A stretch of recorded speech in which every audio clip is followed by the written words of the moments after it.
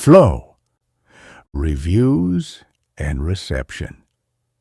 The Guardian called it a fairytale experience and praised its realistic portrayal of animals behaving like actual animals, rather than humanized characters. Grist described it as a climate movie showing how animals adapt and help one another in a post-disaster world. My thoughts.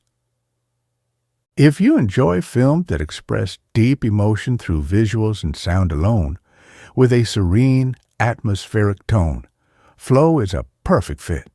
It's contemplative, beautifully animated, and offers a powerful experience without uttering a single word.